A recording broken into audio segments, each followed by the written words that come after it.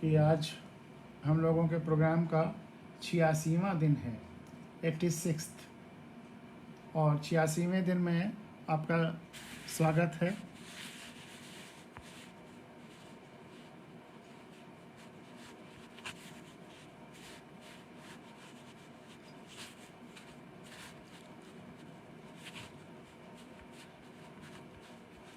आज हम लोग चर्चा करेंगे किसानों के समस्याओं पर, किसानों के आंदोलन पर और किसानों के बिल पर तथा किसानों पर।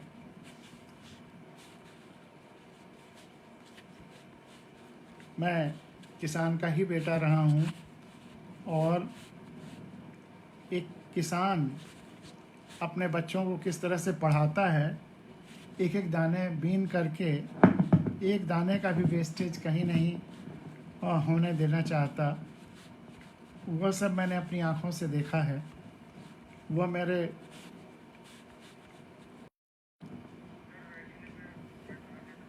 हाँ हाँ ओ ओ अच्छा अच्छा अच्छा हाँ हाँ मैं तो बहुत जल्दी स्वस्थ हो जाए, बस ईश्वर से प्रार्थना है। तो हाँ हाँ हम्म हम्म हम्म हम्म हम्म हम्म डॉक्टर अतुल अग्रवाल भी तो न्यूरोलॉजिस्ट हैं, उनसे भी जानते ही होंगे आप। हम्म हम्म हम्म हम्म ठीक, नहीं कोई बात नहीं, कोई बात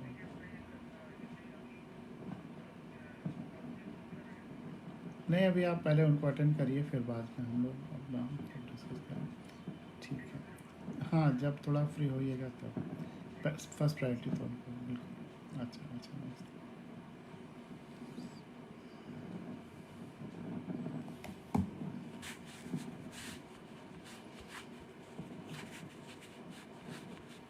तो आज का प्रोग्राम हम लोग शुरू करने जा रहे हैं और वो किसानों को समर्पित है। और जो समय बचेगा उसमें हाइकू कविताएं आपको सुनाएंगे, छोटी छोटी कविताएं, 3-3 लाइन की, और वो भी 3 लाइन की, बहुत छोटी छोटी, जिनको छणकाएं भी कह सकते हैं।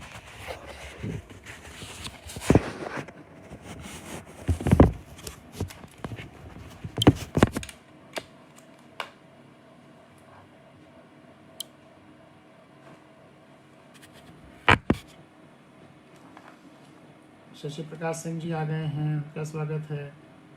अरुण चौबे जी का, योगेंद्र दत्त शर्मा जी का,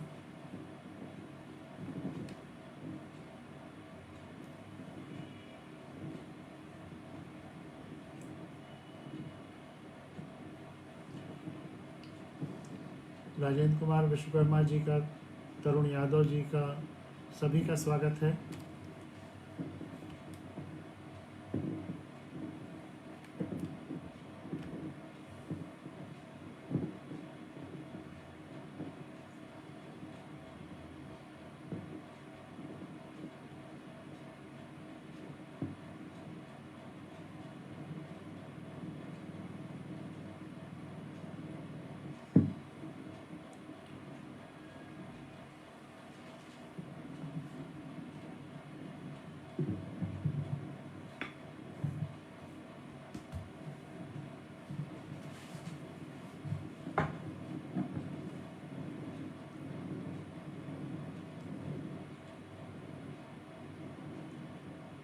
तो आज हम लोगों के प्रोग्राम का 86वां अंक है, 86th अंक है, और आप लोगों का स्वागत है।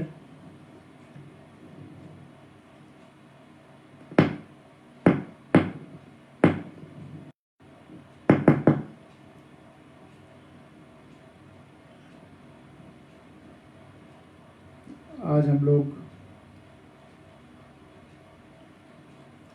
किसानों पर चर्चा करेंगे, क्योंकि चारों तरफ किसानों का ही के बारे में चर्चा है। कोई किसानों के इस आंदोलन का विरोध कर रहा है, कोई साथ दे रहा है और कोई किसानों के आंदोलन का मजाक उड़ा रहा है। तरह तरह के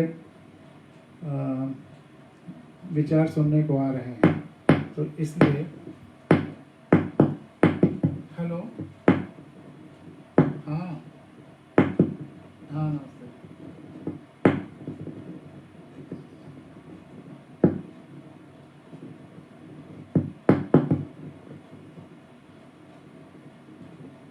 हाँ, करा दीजिए।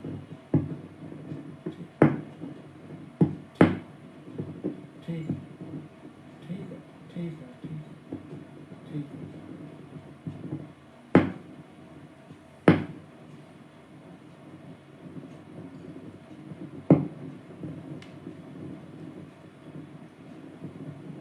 कृष्ण कन्हैया वर्मा जी हैं, अजय कुमार सिंह जी हैं,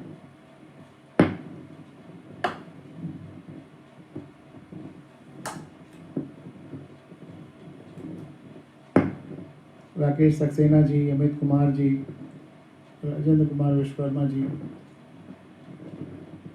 इला लाल जी, सबका स्वागत है।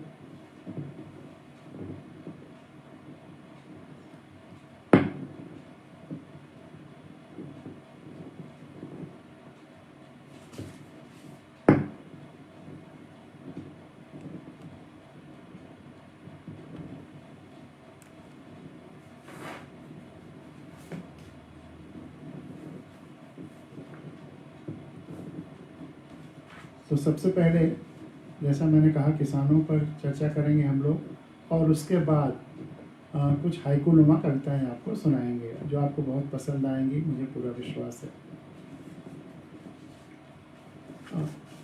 किसानों पर चर्चा विशेष रूप से इसलिए भी होनी चाहिए और इसलिए दरअसल हम लोगों का संविधान का पूरा जो आयोजन है वो किसानों को लेकर ही शुरू हुआ था, क्योंकि जैसा मैं कई बार कह चुका हूँ, मैं किसान का बेटा हूँ और बचपन मेरा किसान मतलब उसी परिवेश में शुरू हुआ।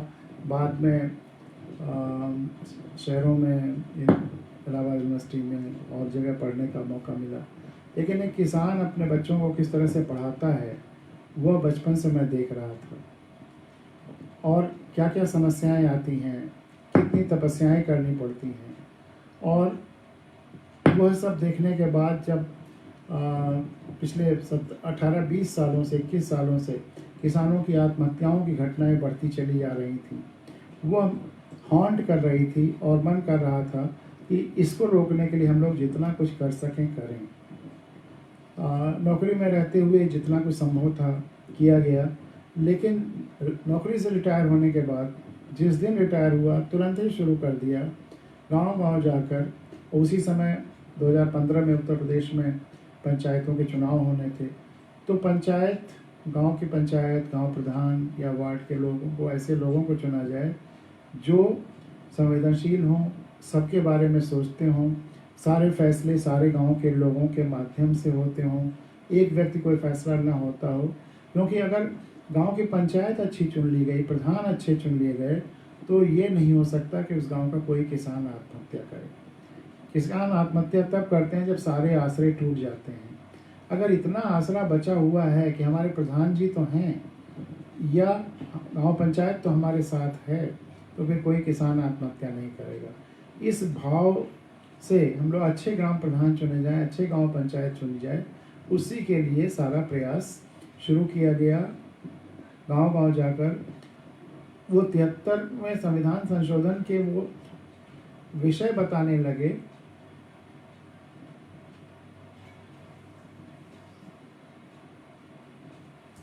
हेलो हेलो, हाँ, अभी नहीं बता पाऊंगा, अभी 1.5 घंटा हमारा लाइव प्रोग्राम चल रहा है। 1.5 घंटे नहीं, मैंने सोचा बाद में पूछेंगे आप। 1.5 घंटे बाद प्रोग्राम चल रहा है।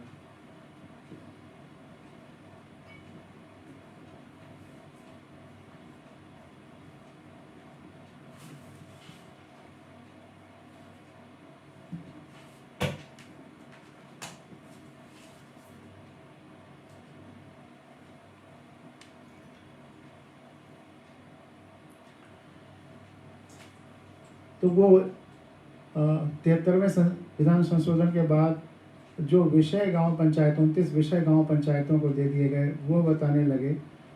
और संविधान का जब जिक्र आता था तो ऐसे अनभिज्ञ आंख मूंद के देखते थे, आंख खोल करके चौंक करके देखते थे कि इसे मैं क्या नई चीज़ बता रहा हूँ।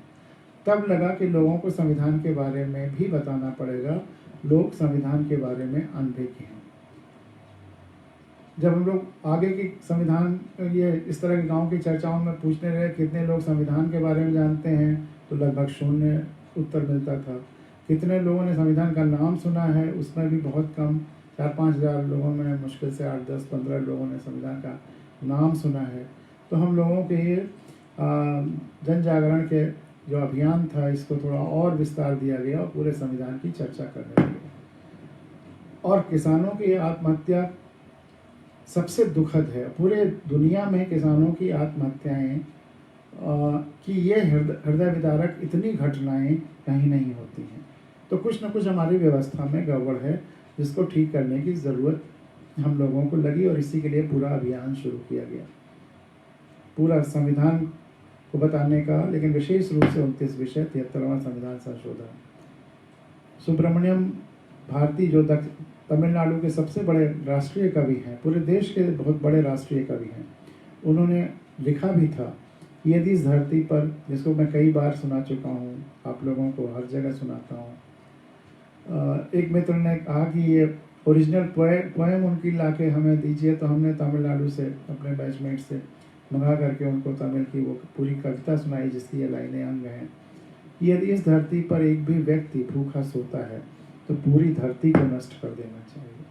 और सबकी भूख मिटाने वाला किसान अगर भूखा सोने को कौन कहे, अगर आत्महत्या करने तक ठेल दिया जा रहा है, मजबूरियां ऐसी आ रही हैं उसकी, तो सोचिए क्या क्या नष्ट होना चाहिए।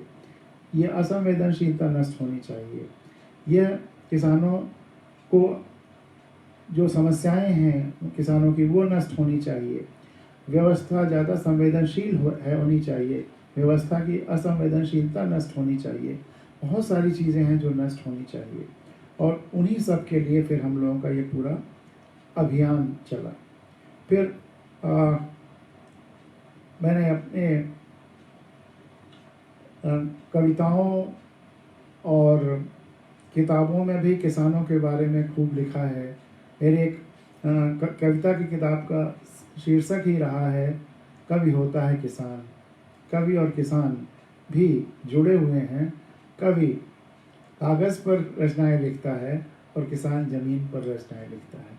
और यहाँ किसान में वह सब शामिल है जो ज़मीन पर कुछ रचनात्मक काम कर रहे हैं, चाहे वो बागवानी कर रहे हों, चाहे जंगल उगा रहे हों, और चाहे गमलों में पौधे उगा रहे हों, चाहे खेती कर रहे हों।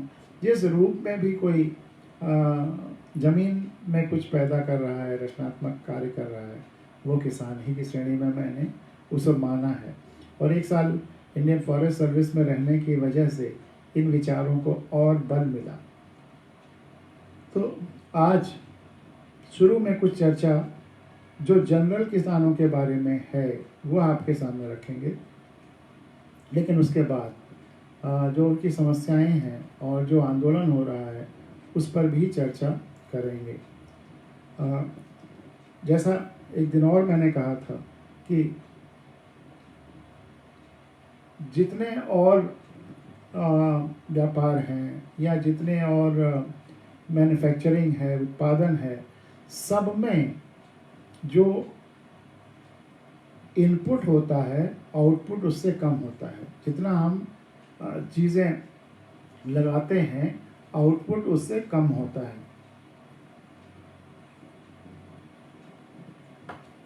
जितने भी प्रोडक्शन के उत्पादन के प्रोसेसेस हैं, प्रक्रियाएं हैं, लेकिन ज़मीन से जुड़ा होना, खेती या बागवानी या ये सब, इसमें हम जितना इनपुट करते हैं उससे कई गुना ज़्यादा आउटपुट होता है।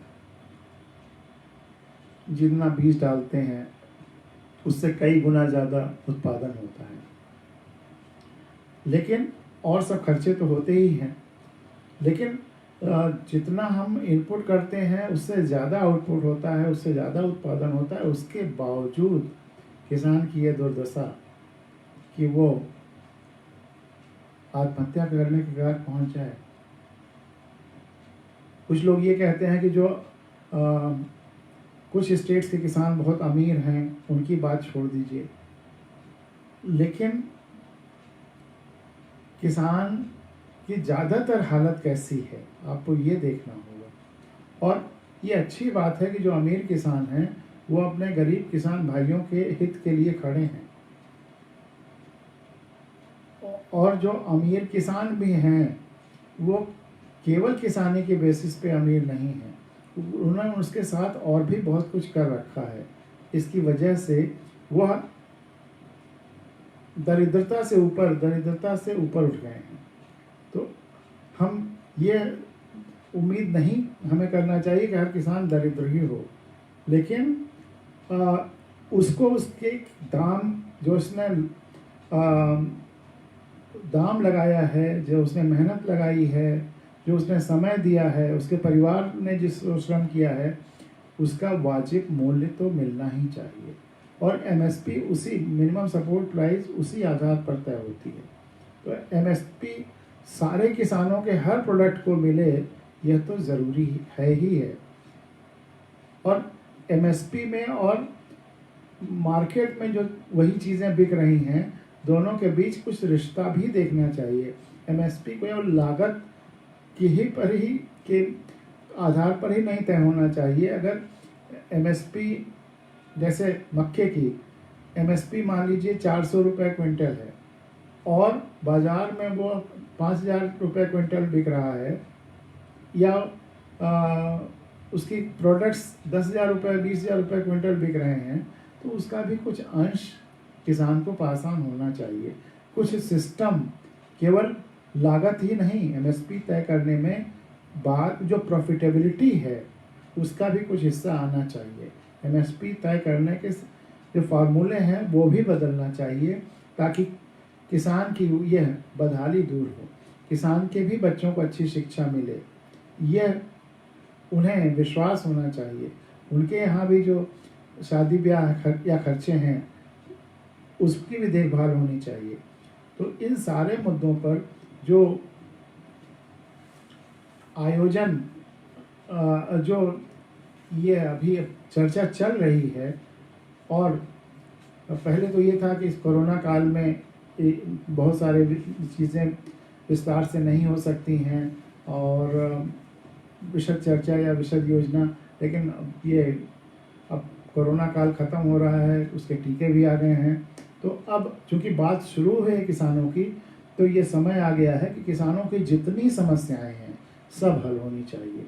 इसके लिए चाहे विशद कमेटी बनना चाहिए या किसान आयोग बनना चाहिए। जब हर छोटी बड़े मुद्दों के लिए आयोग बन सकता है तो किसानों के लिए आयोग क्यों नहीं बन सकता है। किसान आयोग बनना चाहिए, किसान कमीशन बनना चाहिए, और जिसमें ज़्यादा से ज़्यादा तरह के लोग मेंबर्स हों, और इस पर इनकी समस्या का परमानेंट हल निकलना चाहिए।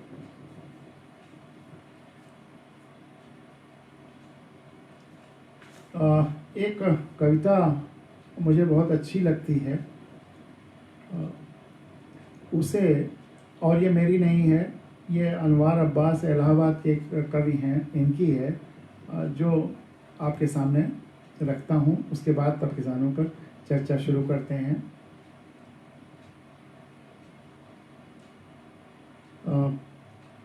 अनवार अब्बास की उस शेर, ये गज़ल है, उसके कुछ शेर आपके सामने रखता हूँ। गरीब लोगों के कच्चे मकान रहने दो, गरीब लोगों के कच्चे मकान रहने दो, कहीं तो मुल्क में हिंदुस्तान रहने दो। गरीब लोगों के कच्चे मकान रहने दो, कहीं तो मुल्क में हिंदुस्तान रहने दो।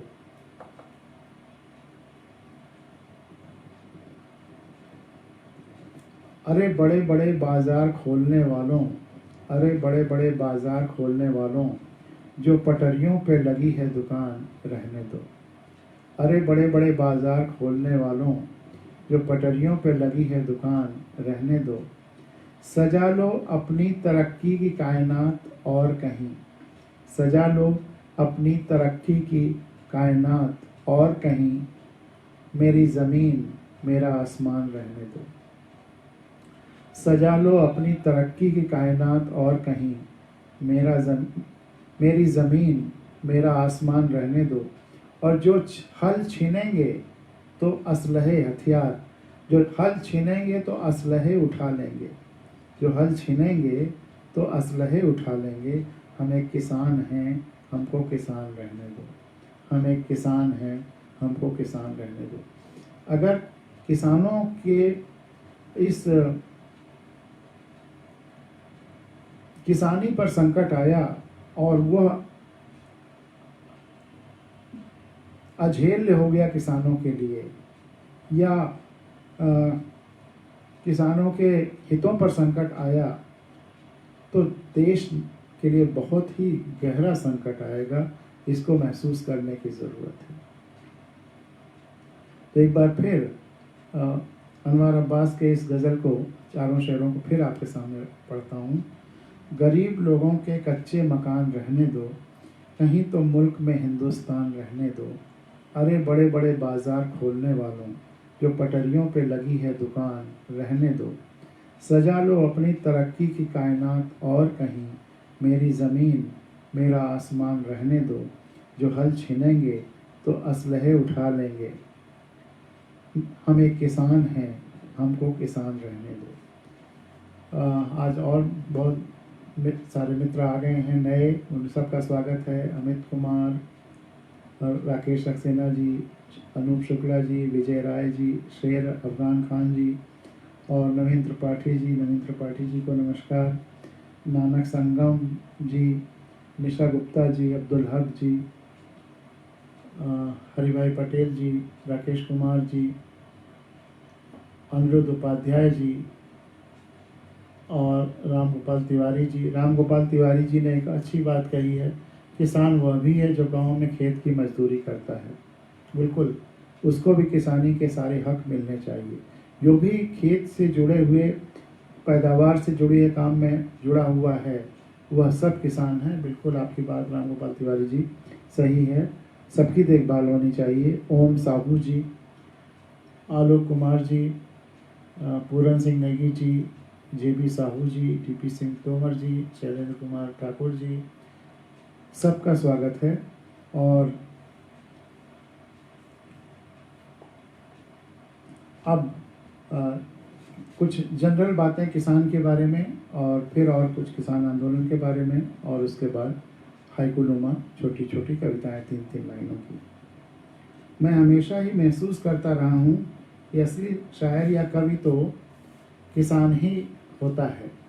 किसान ज़मीन पर कविताएं लिखता है और कवि कागज़ पर। किसान ज़मीन पर कविताएं लिखता है और कवि कागज़ पर। किसान का काम वास्तविक है और कवि का अप्रत्यक्ष या वाइकेरियस। कवि में यहाँ सारे तरह के लेखक शामिल हैं, राइटर कह लीजिए। मैं ये मानता हूँ कि कवि कर्म भी या लेखन कर्म भी बहुत कुछ किसान के काम से मिलता जुलता है। शुभ की फसल के लिए, शुभ की फसल के लिए सबका शुभ हो, सबका मंगल हो, सब खुशहाल हो, पूरा देश, पूरी धरती। तो शुभ की फसल के लिए शब्दों के हल चलाना, सुंदर भावों के बीज बोना और रसों से सींचना ही साहित्य सृजन है। निसंदेह किसान और कवि में गहरा अंतर संबंध होता है।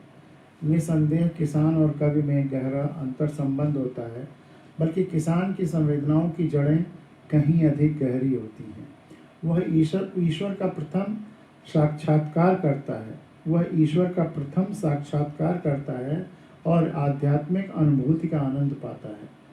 कवि प्रकृति का चित्रण करता है, जबकि किसान प्रकृति में चित्रण करता है। किसान अपने आप में पूर्ण होता है, जबकि कवि तथा अन्य सभी कार्य करने वाले किसी न किसी पर निर्भर। किसान पूरी तरह से आत्मनिर्भर हो सकता है। उसे केवल नमक की ज़रूरत है बाहर से, बाकी सब कुछ वो वहाँ पे अपना पैदा कर लेता है, पैदा कर सकता है। किसान अपने आप में पूर्ण होता है। यदि सभी लोग कवि हो जाएं, अध्यापक हो जाएं, कारखाने के मजदूर हो जाएं, अधिकारी हो जाएं, इंजीनियर हो जाएं या उद्योगपति हो जाएं तो समाज नहीं चलेगा। लेकिन यदि सभी किसान हो जाएं तो समाज बखूबी चलेगा। इसलिए किसान अपने आप में संपूर्ण होता है, आत्मनिर्भर होता है। इसी बात को व्यक्त करता हुआ मेरा एक शेर है कि छोटे खेत की भोली दुनिया, खुशियाँ भी हैं भोली सी, हली किसानी मैं लिखता हूँ, दाना पानी तू भी ले। हली किसानी मैं लिखता हूँ, दाना पानी तू भी ले। किसान दिन रात प्रकृति की गोद में रहकर प्रकृति को परिवर्तित होता हुआ और पेड़ पौधों को बढ़ता फलता फूलता देखता है। वह बीज से वृक्ष और वृक्ष से बीज होता देखता है। वह बीज से वृक्ष और वृक्ष से बीज होता देखता है। इसीलिए वह निरंतर प्राकृतिक और दैवीय पंक्तियों के दैवीय शक्तियों के संपर्क में रहता है। इसीलिए वह निरंतर प्राकृतिक और दैवीय शक्तियों के संपर्क में रहता है। वह प्रकृति से निरंतर संवाद करता रहता है।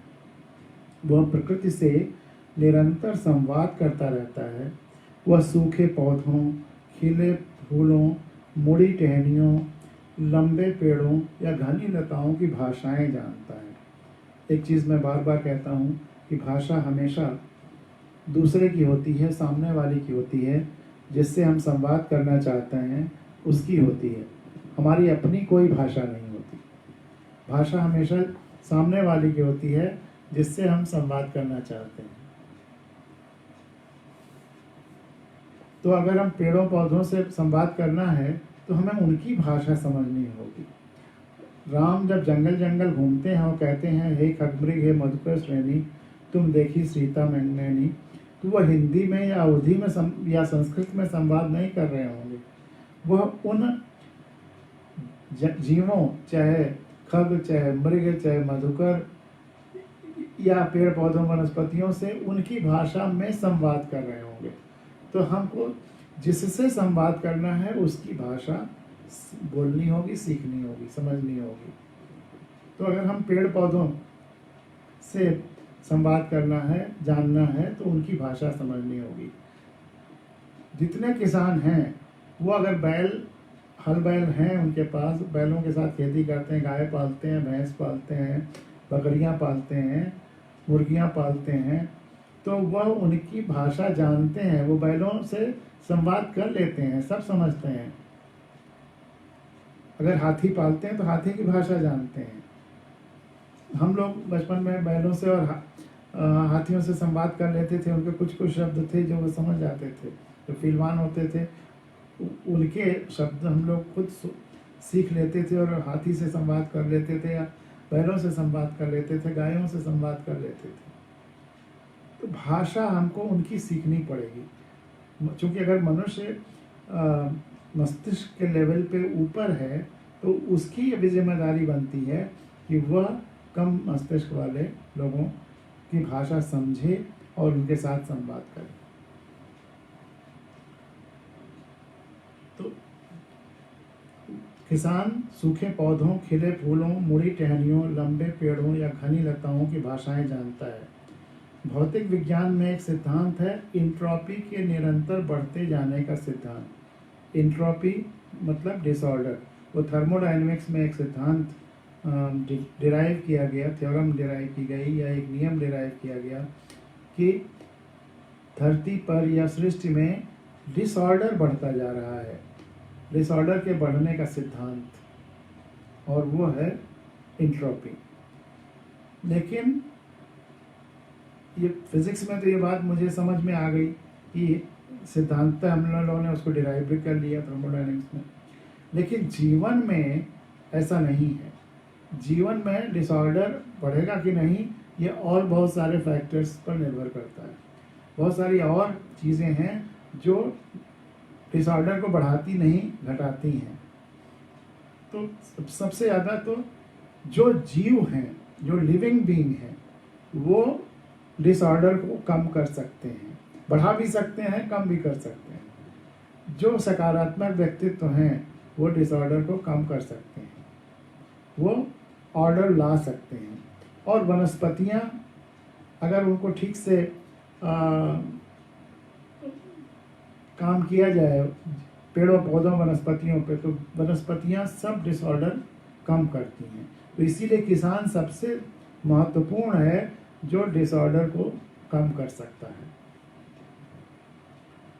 इंट्रोपी को, डिसऑर्डर को अव्यवस्था का प्रतीक माना गया है और ये सिद्ध किया गया है कि इंट्रोपी सदैव बढ़ती रहती है, अव्यवस्था ऑटोमेटिक तरीके से बढ़ती रहती है। यह सिद्धांत भौतिक विज्ञान में सत्य हो सकता है और भौतिक शास्त्री के साथ राजनीति शास्त्री और समाजशास्त्री भी इसे सही मानने को मजबूर हो सकते हैं। लेकिन क्या एक किसान इस बात को सही मानेगा? उसे एक हंसता हुआ फूल, एक उगता हुआ पौधा, एक नया निकलता हुआ पत्ता या पल्लव मुनादी या घोषणा करता हुआ मिलेगा। कहाँ अव्यवस्था बढ़ रही है? इंट्रोपी तो घट रही है। निश्चित ही वह शक्तियाँ जो वनस्पतियों व जीवों का निरंतर विकास कर रही हैं, वे इंट्रोपी को घटा रही हैं। निश्चय ही वे शक्तियाँ जो वनस्पतियों व जीवों का निरंतर विकास कर रही हैं, वे इंट्रोपी को घटा रही हैं। इसलिए जीवन के विकास से, वनस्पतियों के विकास से इंट्रोपी घटती भी है। एकदम मैकेनिकल नॉन लिविंग बीइंग में इंट्रोपी बढ़ सकती है, डिसऑर्डर बढ़ सकता है, ये भौतिक विज्ञानी सिद्ध कर सकते हैं। लेकिन हर जीव इंट्रोपी घटाता है। वनस्पतियाँ, पेड़ पौधे तो निश्चित रूप से घटाते हैं। तो इसलिए जीवन के विकास से, वनस्पतियों के विकास से इंट्रोपी घटती भी है। यह किसान भली भांति जानता है। आज के समाज में जब भौतिक शास्त्रियों के साथ साथ राजनीति शास्त्री भी कहने लगे हैं कि चारों ओर अव्यवस्था बढ़ रही है, तब किसान ही स्थिति को सामंजस्यपूर्ण दृष्टि से देख रहा है। तो किसान ही स्थिति को सामंजस्यपूर्ण दृष्टि से देख पा रहा है और वही यह कहने की स्थिति में है कि इंट्रोपी संतुलित अवस्था में है। यहाँ पर मैं यह उल्लेख करना चाहूँगा कि बागवानी करने वाले, जंगल उगाने वाले तथा प्रकृति में रहने वाले सभी लोग किसान की परिभाषा में आते हैं। किसान व्यक्तियों या व्यवस्थाओं की करेंसी में कम, ईश्वर की करेंसी में अधिक विश्वास करता है।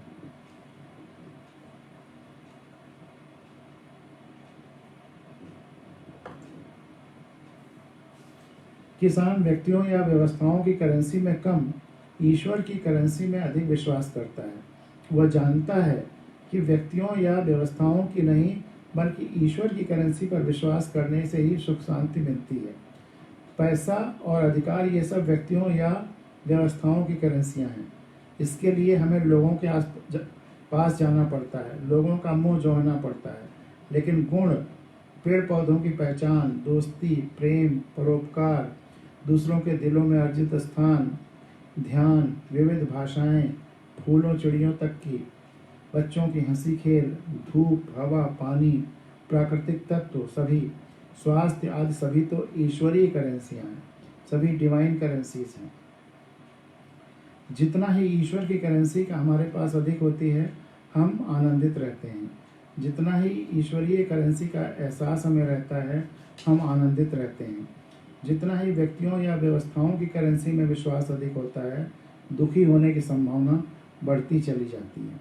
इसीलिए किसान के खुश रहने की संभावनाएं कहीं अधिक हैं। शायद इसीलिए हमारे यहाँ के किसान को उदार, अति संतुष्ट और कभी कभी तो भाग्यवादी तक कह दिया गया। शायद इसीलिए हमारे यहाँ के किसान को उदार, अति संतुष्ट और कभी कभी तो भाग्यवादी तक कह दिया गया। लेकिन सत्य यह है कि वह व्यक्ति या व्यवस्थाओं की करेंसी की तुलना में ईश्वरीय करेंसी को अधिक महत्व देता रहा है। यहाँ ये सवाल पूछा जा सकता है कि जब किसान ईश्वरीय करेंसी में खुश रहता है, तो उसे आत्महत्या तक करने की नौबत क्यों आती है? उसे ग्रीड नहीं है, लेकिन नीड तो पूरी होनी चाहिए। उसने जितनी लागत लगाई है, उतना तो उसको मिलना चाहिए। व्यवस्थाओं को या बाकी प्रोफेशन के लोगों को इतना निष्ठुर नहीं होना चाहिए कि किसान नुकसान पे नुकसान उठाता चला जाए उसको खाने के लाले पड़ जाएं, या उसकी अपनी बेसिक आवश्यकताएं, उसके बच्चों की आवश्यकताएं, उसके दवा या मेडिकल की आवश्यकताएं वह पूरी ना हो पाए। मेडिकल फैसिलिटीज इतनी महंगी हैं, और इंश्योरेंस वगैरह करके जो करने की कोशिश की गई, जब उनको प्रॉपर हॉस्पिटल में ट्रीटमेंट ही नहीं होता, मेडिकल इंश्योरेंस वगैरह का भी एक दूसरी तरह का धंधा चल गया। ज़्यादातर स्वस्थ लोग जा करके एडमिट होकर के फर्जी बिल बना करके इंश्योरेंस कंपनी वालों को भी खिला करके और इंश्योरेंस का वो पैसा लेने लगे, और वो जेन्युइन किसान, ईमानदार बीमार, वो उसको वो बिल ही पास कराने में तमाम दिक्कतें होने लगी। तो जब तक व्यवस्था नहीं सुधरेगी, ये कितना भी, और बेचारे किसानों के तपस्या की वजह से ही इतना आर्थिक संकट आता है देश पर। अमेरिका वगैरह में ग्रेट डिप्रेशन आ जाता है, हमारे किसान सब झेल लेते हैं और आत्महत्या करके आपको बचाए रहते हैं। तो इसलिए किसी को इतना मत ठेल दीजिए कि वो मरने के कगार पर चला जाए। ईश्वरीय करेंसी आनंदित रहने के लिए महत्वपूर्ण है, लेकिन आप गोली लेकर के उन पे अगर लगातार चलाते रहेंगे तो ईश्वरीय करेंसी उनको आनंदित तो रह सकती है, लेकिन जीवन कब तक देगी। तो इसलिए उनकी उस मजबूरियों को भी समझना होगा, समाज को भी, व्यवस्था को भी। हमारे सहज किसानों और वनवासियों को गरीब कहा जाता है, लेकिन उनकी गरीबी तो गरीबी है ही नहीं, बल्कि परिवेश के अनुरूप एक उपयुक्त और पवित्र जीवन शैली है। सच पूछा जाए तो इस धरा पर पर्यावरण को संतुलित बनाए रखने एवं जीने का मूल मंत्र और रहने की कला उन्हीं के पास है। वे जहाँ रहते हैं उस स्थान को, उस भूमि को, उस मिट्टी को और उस परिवेश को बर्बाद नहीं करते। वे सच पूछा जाए तो इस धरा पर पर्यावरण को संतुलित बनाए रखने और जीने का मूल मंत्र और रहने की कला उन्हीं के पास है। वे जहाँ रहते हैं उस स्थान को, उस भूमि को, उस मिट्टी को और उस परिवेश को बर्बाद नहीं करते। आज भले ही तकनीक की चकाचौंध में कोई उन्हें पिछड़ा घोषित कर दे और देखा देखी वे स्वयं को भी पिछड़ा मान लें, लेकिन भविष्य में उनकी जीवन शैली की आवश्यकता पड़ेगी, उनके हल बैलों तथा उनके ज्ञान की आवश्यकता पड़ेगी। हमें उनकी जीवन शैली को सीखना पड़ेगा, और कभी न कभी कंक्रीट के जंगलों के स्थान पर हरे भरे गांवों का निर्माण ही आधुनिकतम तकनीक कहलाएगी। अब इकोलॉजिकल इंजीनियरिंग एक नई ब्रांच आ गई है आर्किटेक्चर की, इकोलॉजिकल आर्किटेक्चर, और बहुत पॉपुलर हो रहा है। धीरे धीरे उस तरफ जाना पड़ेगा। तमाम सारे जो समुद्र के किनारे होटल्स या वो हैं, तो वो कॉटेजेस बना रहे हैं घास फूस की छाजन से, और उनको 7 स्टार कहा जा रहा है। तो कहीं ना कहीं हमको नेचर के पास लौटना पड़ेगा। तो किसानों के जीवन के उस मॉडल को बचाए रहना भी ज़रूरी है। और एक और बात है कि हम गांव से शहर आकर शहरी ज़िंदगी, और अगर शहरी ज़िंदगी को सभ्य कपड़े वपड़े उस तरह के पहन लेने को सभ्य मानते हों, तो एक गांव का आदमी शहर में आकर के आसानी से सभ्य बन जाता है और सभ्यता का जामा ओढ़ सकता है। लेकिन अगर पर्यावरण संकट या कोरोना जैसी ये चीज़ें अगर फिर कभी आई, और या शहरों में सांस लेना दूभर हो गया, लोगों को गांव की तरफ जाना हुआ, तब फिर और उस तरह से उन्हें हल बैल के साथ वो ज़िंदगी गुजारनी हुई, तो फिर गांव की तरफ लौटना और उस संस्कृति, गंवई संस्कृति को अडॉप्ट करना बहुत मुश्किल होगा। सब शहरी तरीके से सभ्य हो जाना आसान है, फिर गंवई तरीका अडॉप्ट करना बहुत कठिन होगा, मेहनत लगेगा। तो इसलिए उस गंवईपन को भी बचाए रखना होगा। आज भले ही तकनीक की चकाचौंध में कोई उन्हें पिछड़ा घोषित कर दे और देखा देखी वे स्वयं को भी पिछड़ा मान लें, लेकिन भविष्य में उनकी जीवन शैली की आवश्यकता पड़ेगी, उनके हल बैलों तथा उनके ज्ञान की आवश्यकता पड़ेगी। हमें उनकी जीवन शैली को सीखना पड़ेगा, और कभी न कभी कंक्रीट के जंगलों के स्थान पर हरे भरे गांवों का निर्माण ही आधुनिकतम तकनीक कहलाएगी। इसीलिए भी ज़रूरी है कि भविष्य के मॉडल के रूप में किसानों तथा वनवासियों की जीवन शैली की एक पहचान, एक परंपरा बनी रहे तथा एक स्वरूप सुरक्षित रहे। इस संदर्भ में कुछ शेर हैं। पूरी धरती के पेड़ ऑक्सीजन देते हैं, हमारे लिए तो एक पत्ती भी पराई नहीं है। कहीं एक पत्ती भी कोई अनावश्यक रूप से काटता है, तोड़ता है, एक टहनी भी तोड़ती है तो मुझे तकलीफ़ होती है और कई बार मेरी झड़प भी हो जाती है, चाहे सामने के पार्क में हो या इवन अपने घर के आंगन में हो, लॉन में भी हो, छत की बगिया में हो। और वनवासी राम ने तो रावण को हरा दिया, राजा राम की सेना वनवासी 2 बच्चों से जीत पाई नहीं। तो अंत में जीतेगा वन ही, जो मेरी पुरानी कविता है, जो लोगों को बहुत अच्छी लगती है कि बचेगा गांववासी ही, बचेगा वनवासी ही, बचेगा जंगलवासी ही, क्योंकि उसने प्रकृति को चुना है, ईश्वर को चुना है। वनवासी राम तो रावण को हरा देते हैं, लेकिन अयोध्या के राजा राम को वनवासी लौकुश से हारना पड़ता है। निश्चय ही जीतेगा वन ही, बचेगा वनवासी ही, और पर्यावरण संतुलन तथा सर्वव्यापी संवेदना ही होगा भविष्य का धर्म। इस कविता का शीर्षक है भविष्य का धर्म। तो वैचारिक दृष्टि से भी किसान ही अर्थशास्त्री के चंगुल से बाहर है। वैचारिक दृष्टि से भी किसान ही अर्थशास्त्री के चंगुल से बाहर है। अर्थशास्त्री को तभी खुशी होगी जब उसकी इकोनॉमी पिछले वर्ष से 10% बढ़ जाए। अर्थशास्त्र में या इकोनॉमी में, जीडीपी में हर साल 5-5, 10-10% बढ़ोतरी होना, उसी आधार पे विकास हो रहा है कि नहीं, ये तय किया जाता है। वैचारिक दृष्टि से भी किसान ही अर्थशास्त्री के चंगुल से बाहर है। अर्थशास्त्री को तभी खुशी होगी जब उसकी इकोनॉमी पिछले वर्ष से 10% बढ़ जाए, जितना उत्पादन पिछले वर्ष हुआ था उससे 10% अधिक हो जाए। लेकिन किसान तब तक पूर्ण संतुष्ट रहेगा जब तक उसके खाने भर को और उसके काम चलने भर को होता रहे। पिछले वर्ष से 10% कम हो, ज़्यादा हो, बराबर हो, उसको इसका फर्क नहीं पड़ता है। वो परसेंटेज में नहीं, गणना में नहीं पड़ता है। बस उसका काम चलते रहना चाहिए, उसमें कमी नहीं होनी चाहिए। उसके बच्चे को शिक्षा मिल जानी चाहिए, परिवार को स्वास्थ्य हो जाना चाहिए, खाना भर को रहना चाहिए, घर ऐसा हो कि चूहे नहीं, पानी बरसात में, बस सब कुछ ठीक ठाक चलता रहे, बस इससे ज़्यादा उसकी नीड नहीं है। लेकिन आज तो कमी किसान के परिवेश में है। आज जो कमी किसान के परिवेश में है वह है उसकी वैचारिक प्रक्रिया। बाहरी दुनिया की चमक दमक के आगे उसने अपना आत्मविश्वास खो दिया है। टीवी, मीडिया, ये वो, अब उसको लगता है कि शहर की ज़िंदगी या सो कॉल्ड जिसे सभ्यता कह रहे हैं वो ज़िंदगी, उसकी तुलना में हम कुछ नहीं हैं। हम बहुत पिछड़े हैं। उनको पिछड़ापन का एहसास कराया जाता है, जबकि वो सबसे मॉडर्न है। वो हजारों हजार साल तक यही इसी तरह से रहे और धरती स्वस्थ रही।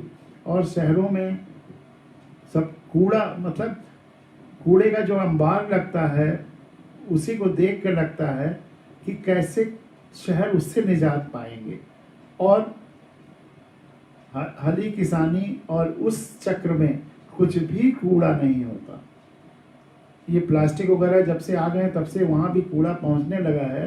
नहीं, बचपन में हम लोग देखते थे कि वो एक घूर होता था जहाँ घर का, बैलों का, सबका जितना भी एक्स्ट्रा होता था वो उस घूरे में डाल दिया जाता था, और उसमें एक भी ऐसी चीज़ नहीं होती थी जिससे खाद ना बन जाए।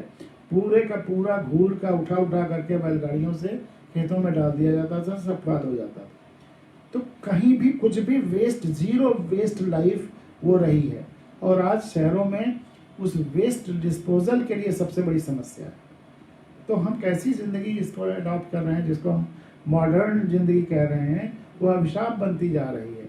इस पर तमाम सारी फिल्में भी आई हैं कि पूरी धरती कूड़े से भर गई है, वेस्ट से भर गई है और धरती रहने लायक नहीं है। अब दूसरे ग्रह की तलाश कर रहे हैं जहाँ जाके रह सकें, क्योंकि धरती रहने लायक नहीं। हम उस स्थिति तक क्यों अपने को ले जा रहे हैं? क्यों नहीं फुली रिसाइकल्ड मॉडल पे जा रहे हैं? लेकिन आज जो, और मजे की बात यह है कि जो सशक्त हैं, जो सही जीवन शैली से जी रहे हैं, वह अपने को देखा देखी या दूसरे द्वारा प्रचारित चीज़ों को देख करके अपने को कमज़ोर महसूस करने लगे हैं, अशक्त महसूस करने लगे हैं, असभ्य महसूस करने लगे हैं। तो वो वैचारिक प्रक्रिया बदलनी होगी, उनमें वो आत्मविश्वास लाना दिलाना होगा कि नहीं, आप सही हैं, ये जो अंधी दौड़ सभ्यता की है यह गलत थी। और कोरोना जैसी चीज़ों ने शायद हमारे मानसिक सोच में कुछ नए इनपुट डाले हैं, कुछ नए अवयव डाले हैं, कुछ नए विचार बिंदु दिए हैं।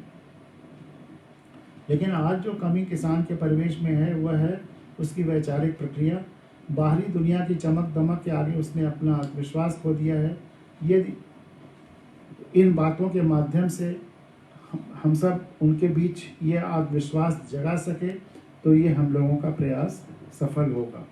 और एक बात और भी है, किसान प्रकृति के बीच रहता है, पेड़ों के बीच रहता है। सुबह सुबह इस प्रकृति इन वृक्षों के दर्शन कर लेने से दिन भर पवित्रता बनी रहती है। इसीलिए साधना के लिए मनीषी लोग वनों में चले जाते थे। इसीलिए प्राचीन काल में साधना के लिए मनीषी लोग वनों में चले जाते थे। तीसरी अवस्था बाल्यावस्था, फिर गृहस्थाश्रम, ब्रह्मचर्य आश्रम, गृहस्थ आश्रम, फिर वानप्रस्थ आश्रम। वन की तरफ प्रस्थान करना ही वानप्रस्थ है। और संन्यास है जब आपने सारी चीज़ों से मुक्ति ले ली और केवल आप ध्यान में हो गए। तो इसीलिए साधना के लिए मनीषी वनों में चले जाते थे, प्रकृति के ही मध्य रहते थे। व्यक्ति के हित की सारी चीज़ें प्रकृति ही देती है। एक व्यक्ति, अब ये भी बहुत महत्वपूर्ण है कि व्यक्ति के हित की सारी चीज़ें प्रकृति ही देती है। आप सोचिए कि आपको मनुष्य से क्या मिलता है। एक व्यक्ति दूसरे व्यक्ति को यदि कुछ भी दे सकता है तो वह है मात्र विचार, ज्ञान, श्रम या सुरक्षा। विचार, ज्ञान, श्रम, सुरक्षा और प्रेम। बाकी सारी चीज़ें उसे दूसरे जानवरों और वनस्पतियों ने ही दिया है। बाकी सारी चीज़ें तो उसे दूसरे जानवरों और वनस्पतियों ने ही दिया। सांसें भी हमारी दूसरी वनस्पतियों ने दिया है, क्योंकि एक मनुष्य जो दे रहा है वो कार्बन डाइऑक्साइड दे रहा है, जो आपके लिए और काम का नहीं है। ऑक्सीजन केवल वनस्पतियां दे रही हैं। तो व्यक्ति के हित की सारी चीज़ें प्रकृति ही देती है। एक व्यक्ति दूसरे व्यक्ति को यदि कुछ दे भी सकता है तो वह है मात्र विचार, ज्ञान, श्रम, सुरक्षा और प्रेम। बाकी सारी चीज़ें तो उसे दूसरे जानवरों और वनस्पतियों ने ही दिया है। सारी संपदा वनस्पतियों, जानवरों या प्रकृति के अन्य अवयवों ने नहीं दिया है। किसान इस सच्चाई को भली भांति जानता है, इसलिए उसकी दृष्टि संतुलित होती है। किसान असीमित प्रकृति के साथ रहता है, इसलिए वह अधिक शक्तिशाली है, उसमें अधिक संभावनाएं हैं। इन्हीं बातों को व्यक्त करते हुए मेरा एक शेर है कि न हो किसान तो सब भूखे मर जाएं, उसी के नाम सारे खिताब लिखता हूँ। उस गज़ल का है ये शेर, जिसमें रोशनी की एक किताब लिखता हूँ, अनुशासित इनकलाब लिखता हूँ, संवेदनाएं ही हमें ज़िंदा रखती हैं, संवेदनाएं बेहिसाब लिखता हूँ। न हो किसान तो सब भूखे मर जाएं, उसी के नाम सारे खिताब, सारे सम्मान उसी के नाम लिखता हूँ। मैं तो कहता हूँ कि जितना सम्मान है, पद्मश्री, पद्म विभूषण, देश रत्न और जितने सम्मान हैं, सब के सब किसानों को मिलने चाहिए। अगर किसान नहीं हो तो सब भूखे मर जाएंगे। बाकी जिस तरह जिन प्रोफेशंस को दिया जा रहा है उससे ज़्यादा डिजर्व करते हैं किसान। लेकिन आज त्रासदी निम्न शेर में व्यक्त होती है कि किसान मजबूर हैं करने को आत्महत्याएं, आश्चर्य क्यों चुप बाकी लोग सारे बैठे हैं। किसान आत्महत्याएं करने को मजबूर हैं और बाकी लोग केवल चुपचाप देख रहे हैं। लेकिन अब खुशी की बात है कि 3 बिल जो पास हुए, ये चाहे जैसे हैं, इनकी क्वालिटी तो हम सब आप जान ही रहे हैं, लेकिन इनकी वजह से एक नई चर्चा शुरू हुई है और इस चर्चा से किसानों की जो परमानेंट समस्याएं हैं शायद उसका कुछ हल निकले। तो यहाँ ये पुरानी किताब से कुछ अनुशासित इनकलाब से आपके सामने रखना चाहता था।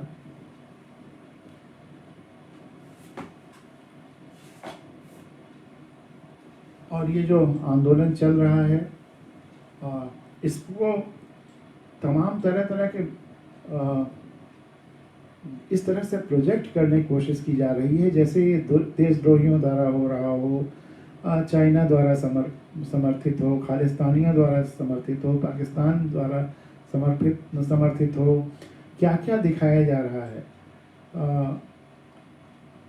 एक चीज़ ये समझने की है कि किसान आंदोलन जो दिल्ली के आसपास बेचारे डेरा डाले बैठे हैं वहीं तक सीमित नहीं है, वह आक्रोश पूरे देश में है। पूरे देश के लोगों से, किसानों से जब मेरी चर्चाएं होती हैं, वो किसी विचारधारा से संबंध नहीं है, वो अपने जीवन से जो बेचारे जुड़े हुए किसान हैं, जो उसके दुख दर्द को अपना महसूस करते हैं, वह सब आक्रोशित हैं। धीरे धीरे जैसे बातें उनके समझ में आ रही हैं, वह सब आक्रोशित हैं, दुखी हैं। इस बात को और जब व्यवस्था से बात होती है किसानों की, तो व्यवस्था केवल ये समझाती है कि ये गलत लोग इसका समर्थन कर रहे हैं किसान आंदोलन का, इसलिए ये आंदोलन गलत है, या ये गलत लोग इस बिल का विरोध कर रहे हैं इसलिए ये बिल सही है। बिल में जो मुख्य बातें हैं, जो कंटेंट है, उस पर ठीक से चर्चा करने को तैयार नहीं है। लेकिन बिल अच्छा है क्योंकि ये फला फला बुरे लोग इसका विरोध कर रहे हैं, व्यवस्था की निगाह में जो बुरे हैं, या ये किसान आंदोलन का समर्थन ये बुरी संस्थाएं कर रही हैं, इसलिए ये किसान आंदोलन गलत है। ये बड़ी विचित्र विचारधारा उभर करके आई है जो बड़ा आश्चर्य में डालती है, जबकि पूरे देश में इसका विरोध है। भले ही सिंबॉलिक रूप में दिल्ली के आसपास ही भी इसका विरोध हो रहा हो, और सबसे बड़े विरोध के पॉइंट्स जो हम भारत के लोग की श्रृंखला जो शुरू से देख रहे हूँ, 27वें से 36वें हम भारत के लोग की सीरीज़ में यूट्यूब पे है, हम भारत के लोग किसान बिल पर चर्चा, उसी हेडिंग से है।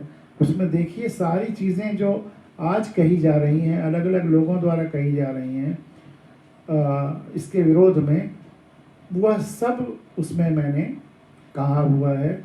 और ग्रॉस रूट लेवल पे किसान पैदा जब अनाज करता है, उसके बाद कहाँ कैसे कैसे उसको किन किन स्टेप्स पे क्या क्या दिक्कतें आती हैं, वह सब मैंने चर्चा किया।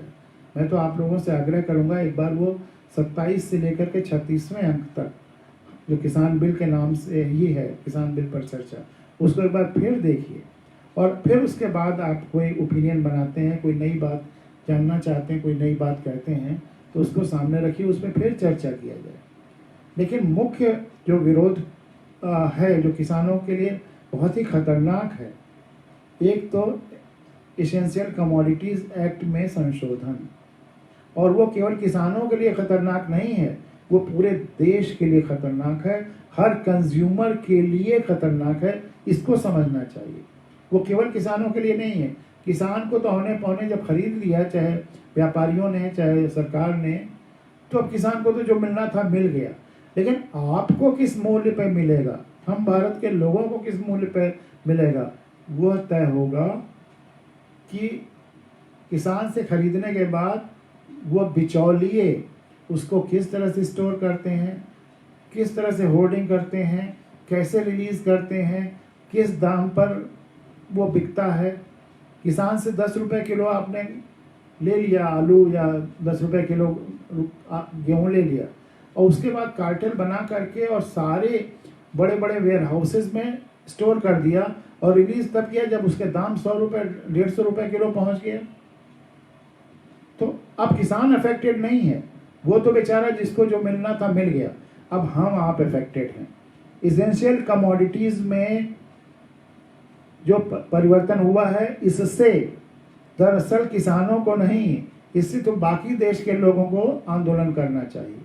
लेकिन जैसा मैं कहता हूँ, अनुशासित इनकलाब भारी है इस तरह के आंदोलनों पर। एक दिन मैंने भगत सिंह का वो स्टेटमेंट सुनाया था कि जो वैचारिक परिवर्तन कर रहे हैं, लोगों को सच्चाई दिखा रहे हैं, बता रहे हैं, वो भी क्रांति है।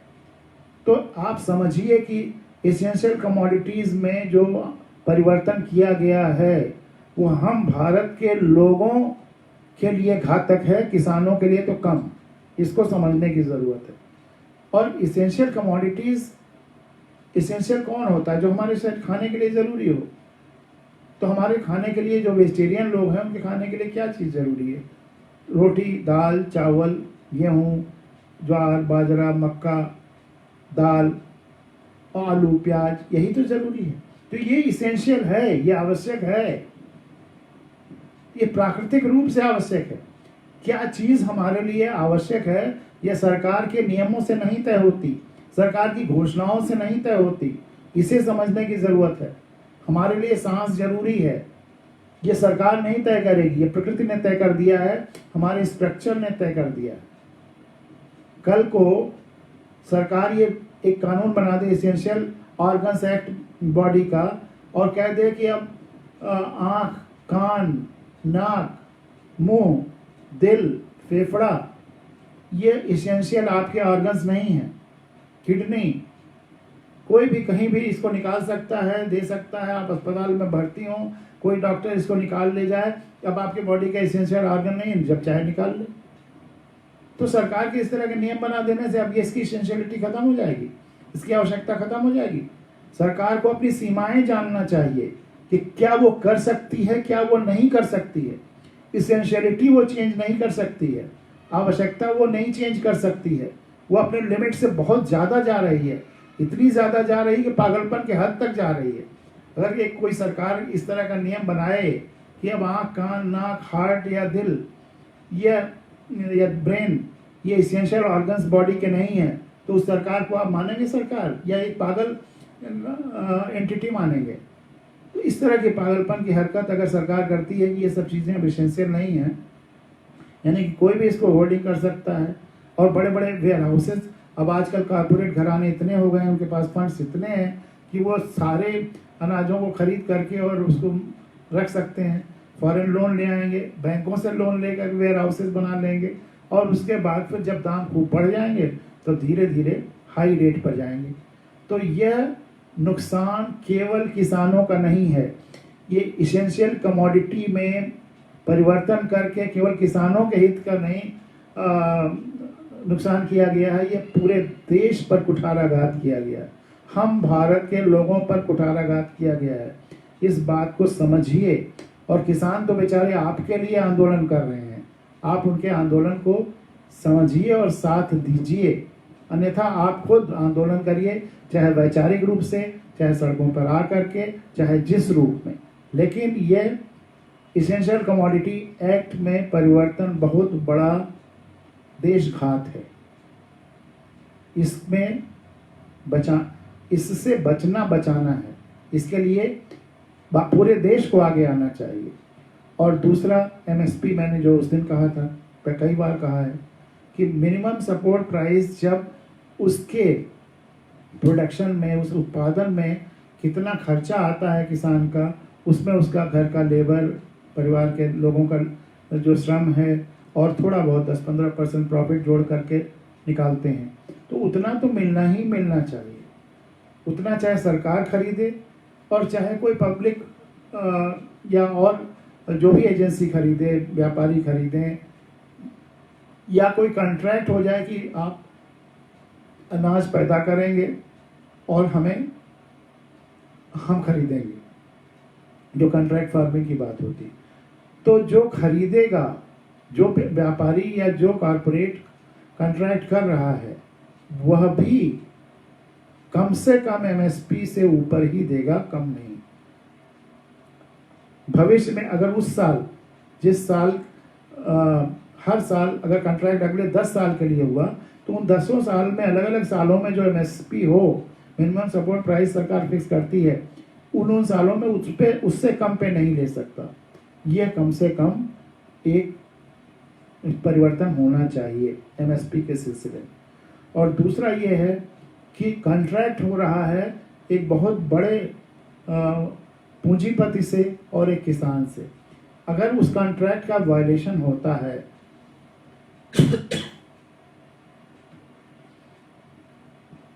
तो उस पूंजीपति के पास वकीलों की फौज होगी, क्या क्या होगा, कंसल्टेंट्स होंगे जिनको वो लाखों करोड़ों रुपए देने के स्थिति में होगा, और बेचारा किसान वो तो ना तो कोर्ट कचहरी जा पाएगा, ना डीएम ऑफिस में जा पाएगा, तो उसको कौन रिप्रेजेंट करेगा, उसके इंटरेस्ट को कौन सेव करेगा।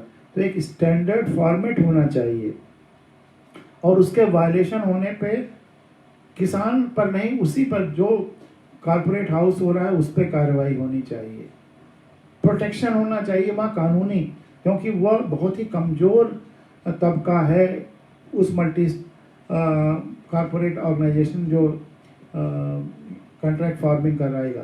तो इसलिए किसान को उसमें बचाने के लिए ढेर सारे सेफगार्ड्स होने चाहिए, किसान को सरकारी लीगल हेल्प होना चाहिए और स्टैंडर्ड ड्राफ्ट होना चाहिए। यह कम से कम मिनिमम प्रोटेक्शन इतना होना ही होना चाहिए। तो किसानों के हितों की पूरी तरह से रक्षा होनी चाहिए। और सबसे बड़ी बात कि इस जैसे एक्ट को पास करने के लिए सारे देश से खूब राय लेनी चाहिए। अभी भी क्या क्या परिवर्तन होने चाहिए इस पर राय लेनी चाहिए। सरकार को इसमें कोई अपना प्रेस्टीज इशू नहीं बनाना चाहिए। बिना देश के प्रतिक्रिया लिए हुए ये एक्ट बन गए तो कोई बात नहीं, गलतियां सबसे होती हैं। अब पूरे देश से राय लेकर के और जितने एमपीज हैं सबको अपने अपने क्षेत्रों में भेज दिया जाए, हर पार्टी वाले, कि जाओ किसानों से, जनता से राय लेकर के आओ। 8-8 10 दिन वहीं डेरा डालो और सबसे राय लेकर के आओ। पार्लियामेंट में डिस्कशन हो, डेमोक्रेसी है, जनतंत्र है, तो राय सबकी आए। उसके बाद फिर कोई कानून ऐसा बनेगा जो सबके हित में होगा। तो ये सब मिनिमम चीज़ें हैं जितना होना ही होना चाहिए। इसमें कोई क्योंकि किसी के जीवन मरण का सवाल है। किसान अब तक आत्महत्या करते आए हैं, इससे तो आत्महत्या की रफ्तार और तेज हो जाएगी। तो अब हमको उनको बचाना है, उनको और आत्महत्या की तरफ नहीं ठेलना है। तो हमारे ख्याल से आज की चर्चा में मुख्य बिंदुओं पर हम लोगों ने कर लिया है और इस पर और भी चर्चाएं होती रहेंगी और हम लोगों की राय जिस भी फोरम पर पहुंचना होगा पहुंचाया जाएगा ताकि परिवर्तन हो, किसान खुशहाल हों। क्योंकि ये पूरा अभियान ही उन्हीं की खुशी के लिए है, हम भारत के लोगों का ये पूरा अभियान। क्योंकि अगर किसान नहीं खुश होंगे तो बाकी लोग कैसे खुशहाल हो सकते हैं। और अब आपके सामने अगले आधे घंटे तक छोटी छोटी कविताएं हाइकू या हाइकू निमा रखेंगे।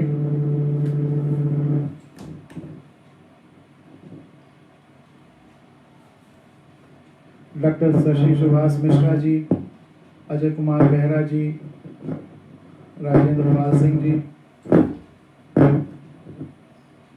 सभी लोगों का स्वागत है। सुरेश प्रताप सिंह जी, कृष्णदत्त पांडे जी, अनिरुद्ध उपाध्याय जी, सभी का स्वागत है। हाइकू कविताएं, जैसा कि मैंने पहले भी बताया था कि जापानी शैली की हैं और इनमें 3 लाइनें होती हैं। जापान की ओरिजिनल जो हाइकू है 5 अक्षर पहला, 7 अक्षर दूसरी लाइन में, 5 अक्षर तीसरी लाइन में, 5 7 5 इस तरह से 3 ही लाइन में होती है। कुल मिलाकर के 17 अक्षरों में बात होती है। लेकिन जापान में, जापानी भाषा में और हिंदी भाषा में अंतर जानते हैं? जापान की भाषा में चित्रलिपियां होती, चीनी में, जापानी में चित्रलिपियां होती हैं, चित्रलिपियां होती हैं और वो एक अक्षर से ज़्यादा कह जाती हैं। तो वहाँ पर 5, 7, 5 में आप बहुत ज़्यादा कुछ कह सकते हैं। हिंदी में अक्षर होते हैं और कुछ दूसरे अक्षरों से मिला करके तब उतनी बात होती जितना जापान का एक अक्षर कह देता है, जापानी का। तो इसलिए हिंदी में थोड़ी सी और फ्रीडम होनी चाहिए। तो इसलिए मैंने वो फ्रीडम स्वतः रूप से ले लिया है ताकि बात पूरी हो जाए। जो कि विशुद्ध जो हाइकूकार हैं वो हमारे इन हाइकुओं पर ऑब्जेक्शन कहते हैं कि हाइकू नहीं है, तो मैं इनको हाइकू नुमा कह देता हूँ। हाइकू से मिलते जुलते हैं भले ही ये हाइकू ना हो। अब जैसे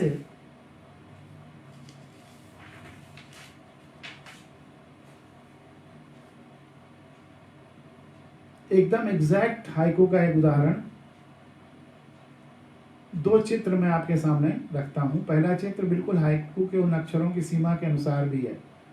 संकरी गली, जैसे गांव की जिंदगी है या किसी स्लम में है या किसी झोपड़पट्टी में है या जो पुरानी टाइप की गलियां होती थी शहरों में, जब केवल तांगे किए जाते थे, गाड़ी वाड़ी के लिए का वो नहीं था, तो उस तरह के गली में या गांव में या उस जिंदगी को निरूपित करती हुई ये एक हाइकू। संकरी गली, संकरी गली 5 अक्षर, बेतरतीब घर 7 अक्षर और बुनी जिंदगी 5 अक्षर।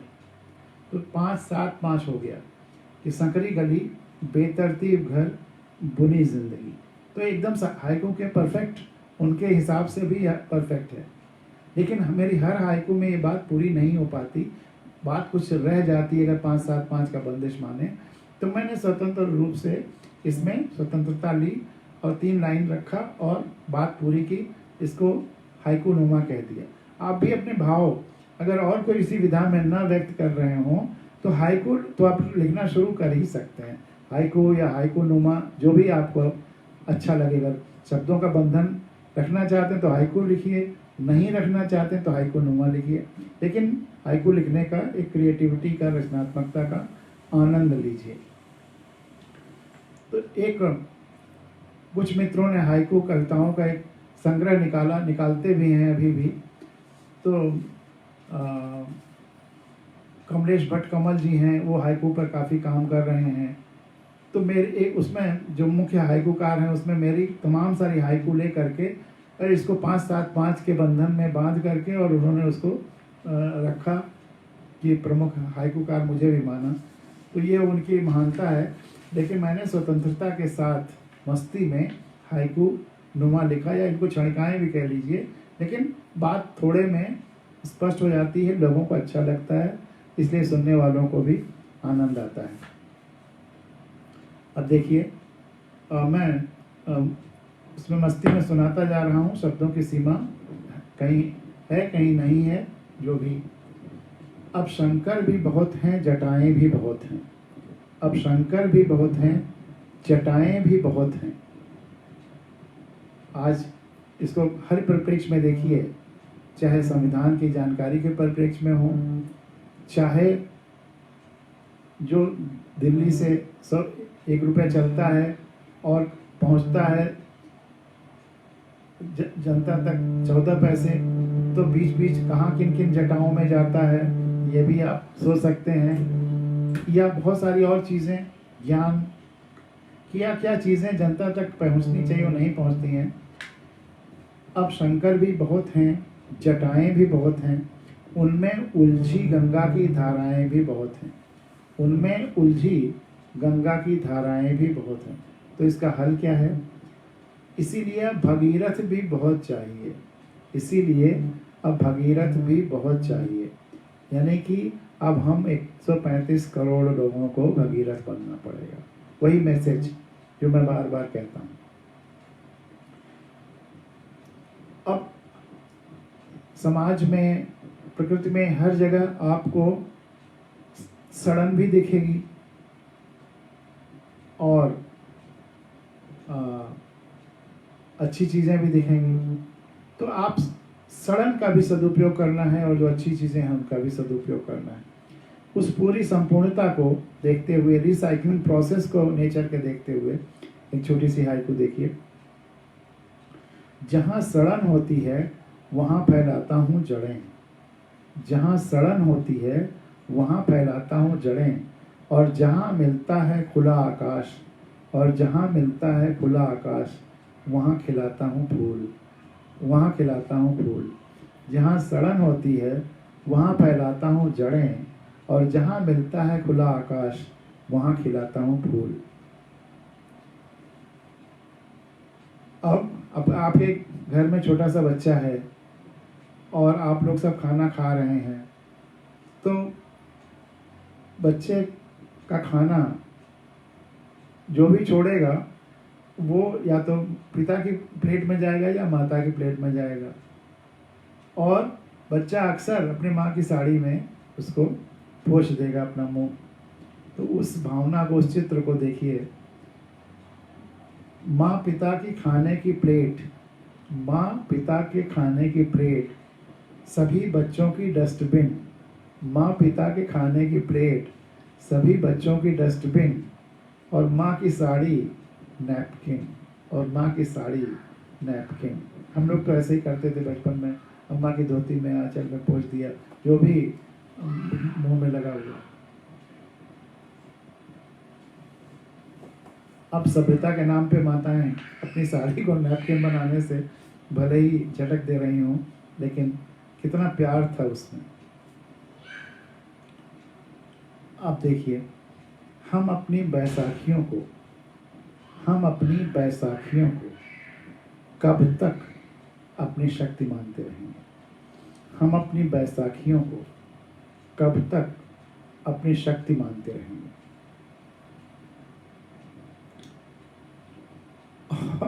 और देखिए, थोड़ा आनंद लेने का, हम पूजते तो सांवले देवताओं को हैं, हम पूजते तो सांवले देवताओं को हैं, और चाहते हैं सफेद चेहरे। हम पूजते तो सांवले देवताओं को हैं और चाहते हैं सफेद चेहरे। एक अक्सर ये द्वंद्व रहता है, उसको एक 3 लाइन में कैसे व्यक्त किया है देखिए, कि कोई तो कहता है कि सब कुछ ईश्वर का ही दिया हुआ है, जो करेगा ईश्वर करेगा, ईश्वर की इच्छा थी कि ऐसा हो रहा है, या ईश्वर की जो इच्छा होगी वही करेगा। और एक दूसरी विचारधारा है कि ईश्वर वगैरह कुछ नहीं होता है, जो कुछ है बस हमारा, हम हैं, हम जैसा चाहेंगे वही होगा, ईश्वर वगैरह के करने से कुछ नहीं होता। एक तमाम सारे फिलोसफर्स की एक परंपरा है, एक ट्रेडिशन है, या एक समूह है जो कहता है कि अगर सब कुछ स्वीकार लो तो सब कुछ दैवी लगने लगेगा, डिवाइन लगने लगेगा। Acceptance, total acceptance is total divinity का रियलाइजेशन, एक वो विचारधारा है।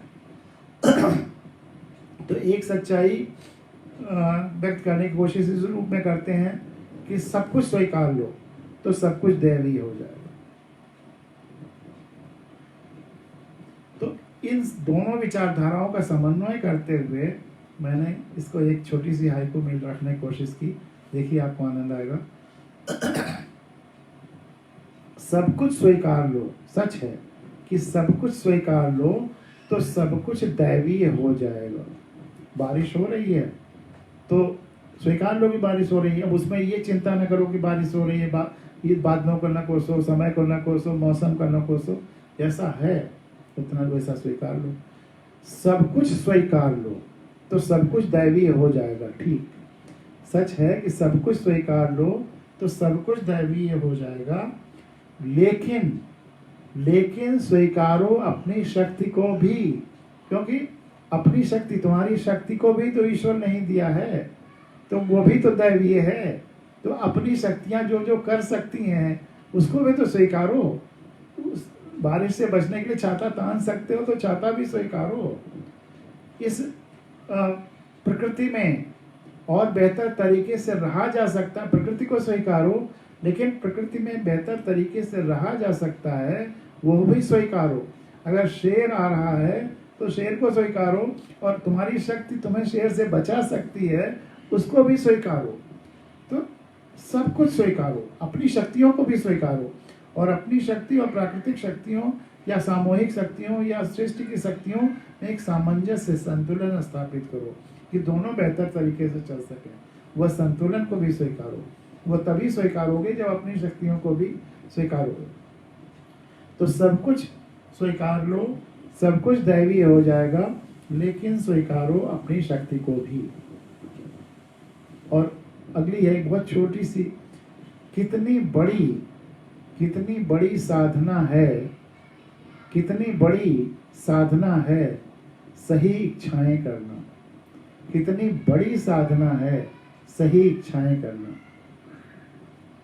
और एक मैंने गणना और गणना जिस दिन सुनाया था व्यंगलेख, उस दिन इसको सुनाया था कि जो गणना नहीं करता या जानता, ये गणना वाले विभाग में 38 साल नौकरी करने के बाद जो अनुभव हुआ वो आपके सामने इन 3 लाइनों में है कि जो गणना नहीं करता या जानता उसका कुछ भी कभी गायब नहीं होता। जो गणना नहीं करता या जानता उसका कुछ भी कभी गायब नहीं होता।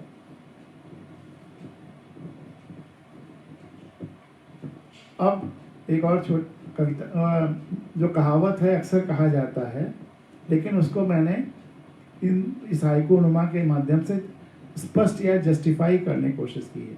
कहा जाता है कि डूबते को तिनके का सहारा, डूबते को तिनके का सहारा।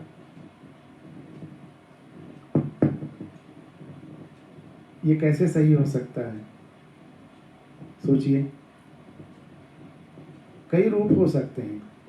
क्या आपको ये पता है कि आदमी तैरता क्यों है पानी पर? जो स्पेसिफिक ग्रेविटी, विशिष्ट जो घनत्व है, वह पानी का अगर एक माना जाए, पानी का एक मान करके स्पेसिफिक ग्रेविटी बनाई गई है, घनत्व सापेक्षिक घनत्व माना गया है, तो वो पानी का एक है। और मनुष्य का कितना है? 0.93, यानी कि 1 से 0.7 कम। यानी कि आदमी अगर पानी पर लेट जाए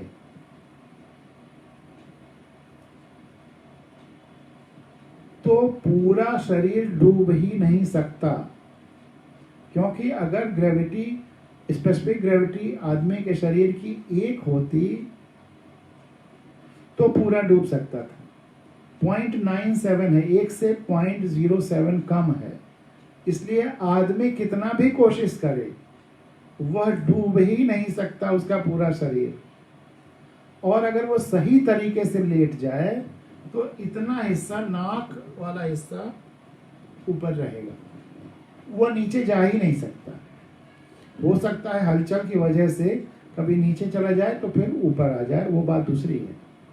लेकिन अगर उसे ये विश्वास है कि मैं उतान लेटा रह सकता हूँ, पीठ के बल पानी पर लेटा रहूंगा, तो जिसको बहुत बड़ी बड़ी साधना कहते हैं कि वो संत पानी पे लेटे रहते हैं, वो साधना वाधना तो जो है वो है, साधना इतनी सी है कि वो पीठ के बल लेटे हुए हैं, बाकी उसमें कोई साधना की जरूरत नहीं है। आपका घनत्व तो ही ईश्वर ने कम बनाया है, आप तो तैरेंगे ही तैरेंगे।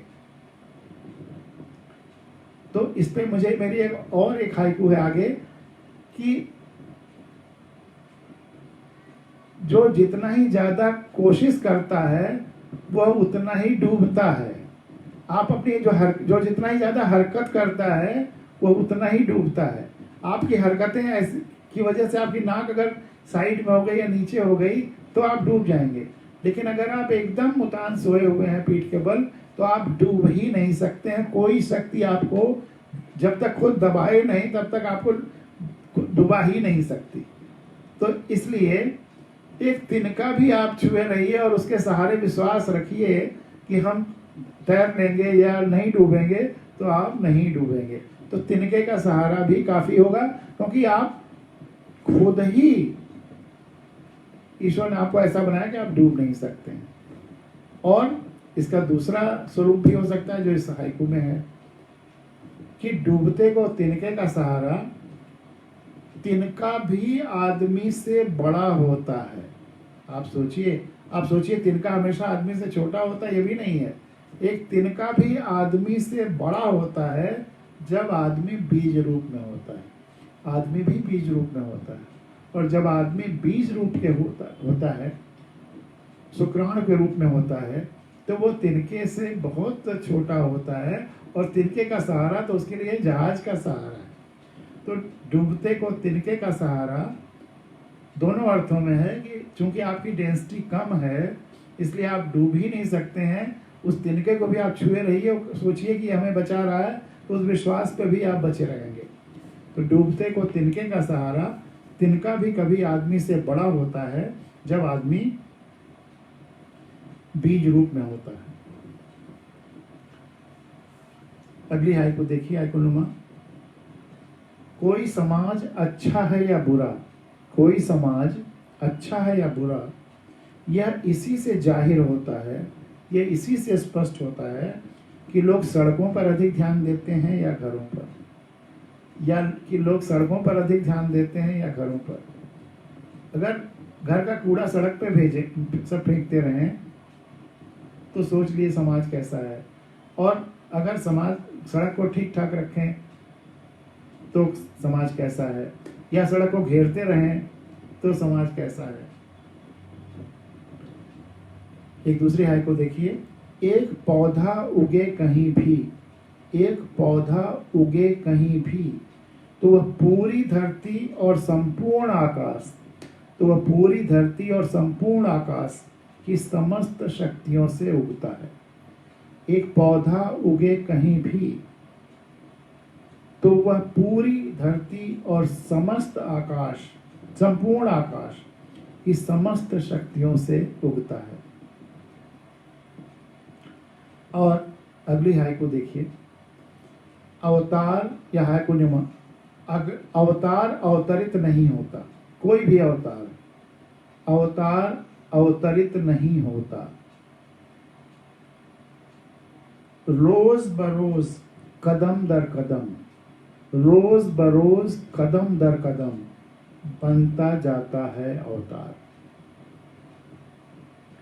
अवतार अवतरित नहीं होता, रोज बरोज कदम दर कदम बनता जाता है अवतार। आपको आश्चर्य हो रहा है कि अब मैं कह रहा हूं कि अवतार अवतरित होता ही नहीं, वह रोज हम लोगों से थोड़ा थोड़ा ज्यादा काम करता है, इसलिए अवतार बन जाता है। आप एक काम करिए, आपके पास कैलकुलेटर होगा, साइंटिफिक कैलकुलेटर बहुत लोगों के पास होगा। मान लीजिए कि आम आदमी 100 यूनिट काम करता है रोज, 24 घंटे में 100 यूनिट काम करता है। ठीक है, कोई चीज बनाना है, आम आदमी 100 बनाता है, आप 101 बना दीजिए रोज, बस इतना ही फर्क करिए। या कोई भी काम जो आम आदमी 100 करता है, आप 101 कर दीजिए। औसत आदमी जो 100 कर रहे हैं, आप 101 कर दीजिए, कर सकते हैं। एक उदाहरण के लिए है कि 100 यूनिट बाकी लोग काम कर रहे हैं, आप 101 कर दीजिए, और एक दिन में। और जीवन भर यानी कि 365 दिन आप 100 की जगह 101 करेंगे, और आपका जो जीवन है 80 साल, 90 साल, 100 साल, 110 साल, 120 साल, 120 साल तक ऐसा ही करते रहिए। केवल इतना ही करना है कि जितना और लोग कर रहे हैं उससे एक ज्यादा, 100 की जगह 101 करना है, और हर दिन इतना ही करते चले जाना। तो बाकी लोगों का जो पूरी जिंदगी का परफॉर्मेंस है, उसकी तुलना में आपका परफॉर्मेंस कई कई लाख गुना ज्यादा हो जाएगा, कई कई लाख गुना ज्यादा हो जाएगा। आपका करके देख लीजिए।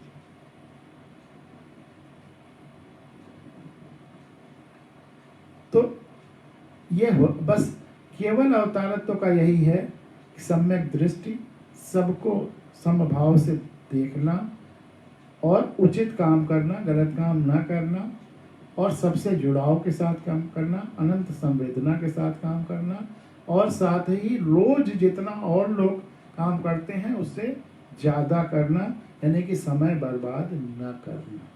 केवल इतना ही करिए तो आप में से हर व्यक्ति अवतार हो सकता है, और बच्चे जो पैदा हो रहे हैं वो तो निश्चित रूप से अब तक इस धरती पर आए किसी भी अवतार से बड़े अवतार हो सकते हैं।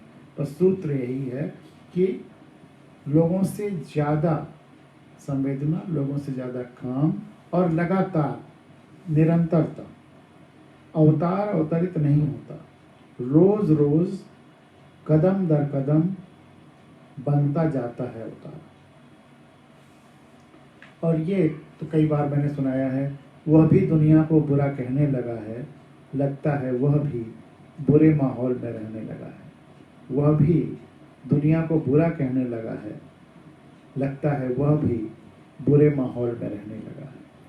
और यह हाइकू भी बहुत लोगों को पसंद आती है कि धरती की कीचड़ देख भागा। ये तो अपने बचपन के अनुभव कि बोरा झोरा लेकर आप आम के पेड़ के नीचे जो स्कूल था उसमें जब जाते थे, रास्ते में एक तालाब भी पड़ता था छोटा सा, और बरसात में जब जिस गली से जाता था उसमें आदमी का भी मैला और जानवरों का भी मैला, वो कीचड़, तो मन में होता था। और सब कुछ गांव का परिवेश बहुत अच्छा लगता था, सब कुछ बहुत अच्छा लगता, लेकिन मनता था कि बरसात के इस कीचड़ से मुक्ति मिल जाती। तो उस अनुभव और फिर पूरी दुनिया के देखने के अनुभव के बाद धरती की कीचड़ देख भागा, धरती की कीचड़ देख भागा, तो जहां पहुंचा वहां आकाश में कीचड़ था। धरती की कीचड़ देख भागा, तो जहां पहुंचा वहां आकाश में कीचड़ था। और आकाश में कीचड़ दोनों अर्थों में, हवा सांस लेने लायक नहीं है, हवा में कीचड़, और दूसरे वैचारिक कीचड़ जो तरंगे हैं जिनके माध्यम से मीडिया चल रहा है, सोशल मीडिया चल रहा है, ट्रांसमिशन हो रहा है, उसमें कितना कीचड़ भरा हुआ है। तो फिर उस समय बचपन में तो धरती की कीचड़ से मुक्ति पाने के लिए भाग आया शहर, और शहर में ये कीचड़ देखने के बाद तो अब लगता है इस मुक्ति के लिए दोनों प्रयास करने होंगे। धरती की कीचड़ भी मिटाना होगा और आकाश का कीचड़ भी मिटाना होगा। दोनों कीचड़ मिटाने उतने ही ज़रूरी हैं। धरती की कीचड़ तो टॉलरेबल है, लेकिन आकाश का कीचड़ तो इनटॉलरेबल है। और एक पहले अंधेरे का निर्माण करते हैं, बहुत सारे लोग उनका धंधा ऐसे ही होता है कि पहले अंधेरे का निर्माण करते हैं, फिर अंधेरा दूर करने के लिए साधनों का निर्माण करते हैं। पहले अंधेरे का निर्माण करते हैं, फिर अंधेरा दूर करने के लिए साधनों का निर्माण करते हैं। और आज के प्रेस की तरफ मुखातिब ज़्यादातर जो आयोजन होते हैं, प्रेस मुखी आयोजन जिनको मैं कहता हूँ, उन पर एक छोटी सी हाइकू है कि आयोजन पूर्ण हो गया, आयोजन पूर्ण हो गया क्योंकि दे दी गई प्रेस विज्ञप्ति। आयोजन पूर्ण हो गया क्योंकि दे दी गई प्रेस विज्ञप्ति। अब तो जब आयोजन शुरू होता है बहुत जगह पर तो एक पर्चा सर्कुलेट कराने लगते हैं, आप लोग अपनी अपनी राय दे दीजिए, या कभी सम्मेलन है या कभी गोष्ठी है या मुशायरा, तो अपनी अपनी एक दो दो लाइन दे दीजिए क्योंकि इसे प्रेस को भेजना है। तो आयोजन पूर्ण हो गया और उसके बाद वो लिख दिया गया, तो उसके बाद प्रोग्राम चाहे हो चाहे ना हो, जैसा भी हो, कोई फर्क किसी को पड़ने वाला नहीं। तो आयोजन पूर्ण हो गया क्योंकि दे दी गई प्रेस विज्ञप्ति। अब देखिए दो कविताएं राम से जुड़ी हुई। भांति भांति के खड़ाऊ हैं, भांति भांति के खड़ाऊ हैं। वो आपको याद होगा कि जब भरत राजगद्दी राम से आग्रह कर रहे थे, ले लीजिए और आइए राज करिए, आप अब वनवास त्याग दीजिए, तो राम ने किसी भी तरह से मानने को तैयार नहीं हुए। फिर 14 साल का वनवास करेंगे ही करेंगे। तो भरत ने कहा कोई आप निशानी दे दीजिए जिसको हम रख करके राज चलाएं। तो उन्होंने अपना खड़ाऊँ दे दिया था और उसी खड़ाऊँ को राजगद्दी पर रख करके राज्य किया भरत ने। तो उस बात को याद करते हुए भांति भांति के खड़ाऊँ हैं, भांति भांति के खड़ाऊँ हैं जो भांति भांति की गद्दियों पर बैठे हैं, भांति भांति के खड़ाऊँ हैं जो भांति भांति की गद्दियों पर बैठे हैं और राम वनों में भटक रहे हैं। वो और राम वनों में भटक रहे हैं, चाहे वो राम किसान हों, चाहे वो राम माइग्रेंट लेबर्स हों, चाहे वो राम जिस भी तरह से हों, भांति भांति के खड़ाऊँ हैं जो भांति भांति की गद्दियों पर बैठे हैं और राम वनों में भटक रहे हैं। और जिस तरह से पेड़ काटते चले गए हैं लोग, उस पर देखिए 3 लाइन में, छोटी छोटी 3 लाइन में कैसे बात कही जा सकती है। अब कोई कैकेयी माँ, अब कोई कैकेयी माँ। और दरअसल राम को राम बनाने में अगर सबसे बड़ा योगदान किसी का रहा है, राम को अवतार बनाने में सबसे बड़ा किसी का योगदान रहा है तो कैकेयी का रहा है।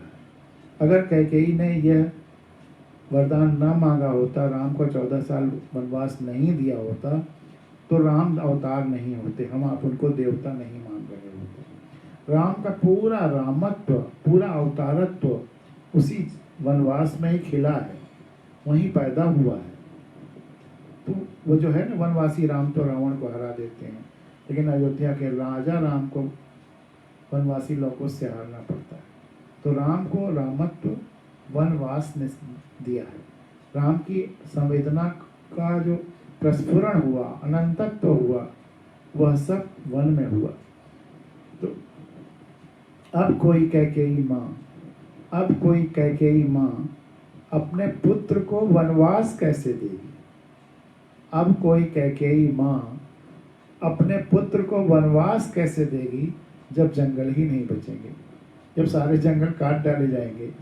एक आदमी पर 28 पेड़ भारत में बचे हैं, जबकि और देशों में किसी में 200, किसी में 400, किसी में 1000, किसी में 10,000।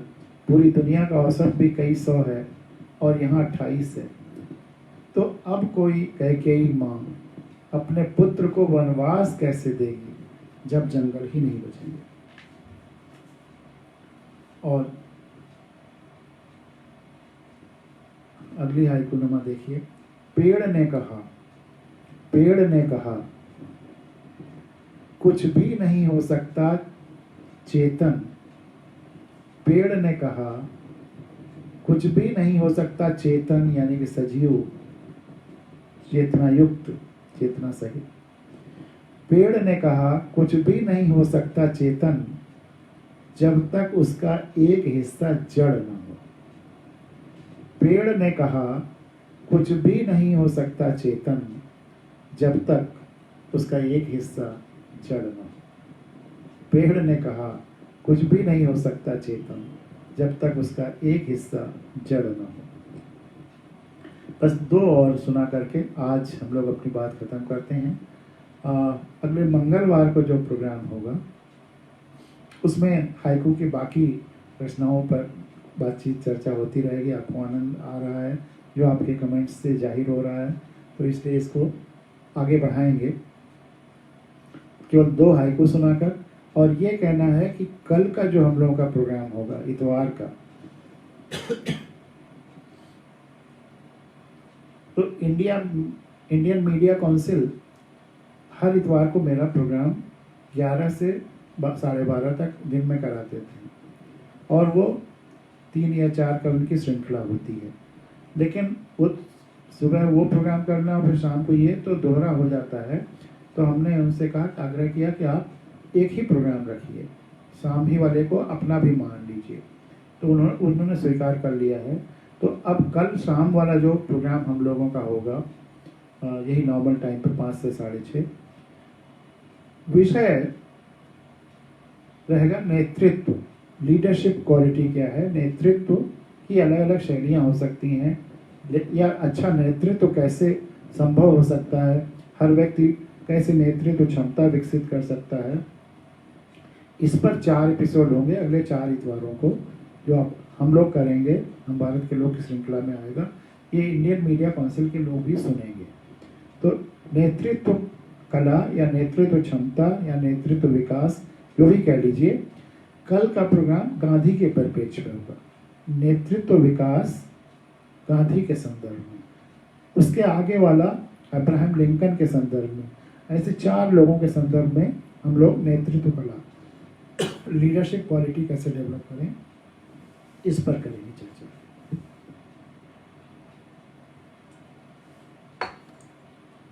तो केवल 2 हाइकू सुनाकर अपनी बात आज खत्म करते हैं। जो कमजोर हैं वे माला बनाते हैं, जो कमजोर हैं वे माला बनाते हैं, गार्लैंड, और जो शक्तिशाली हैं वे मालाएं पहनते हैं। जो कमजोर हैं वे मालाएं बनाते हैं और जो शक्तिशाली हैं वे मालाएं पहनते हैं। और ये अगला हाइकू आपको बहुत पसंद आएगा। इसी से अपनी बात आज समाप्त करते हैं।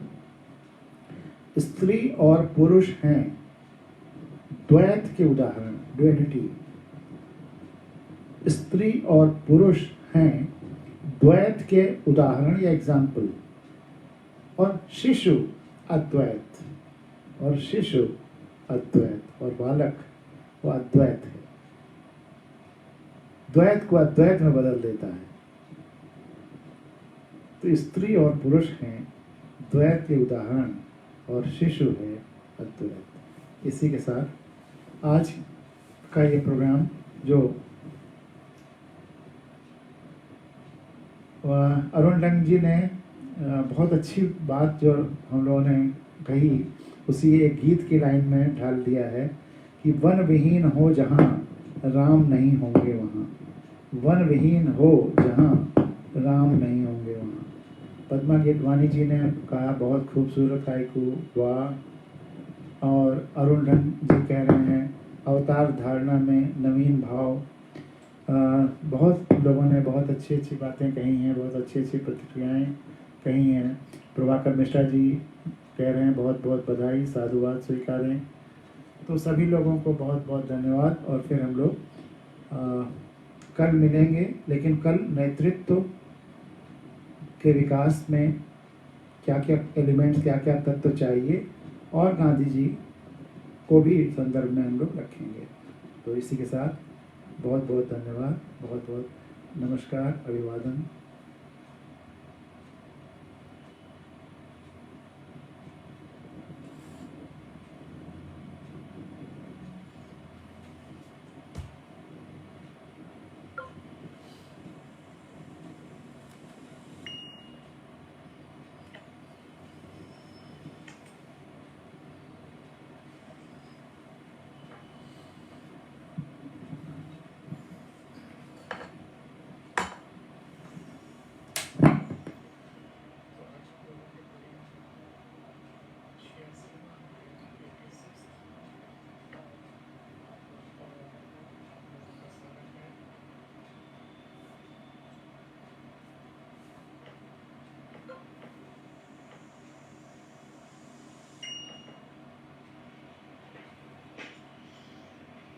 दोस्तों, आज हम लोगों का ये प्रोग्राम का 85वां 86वां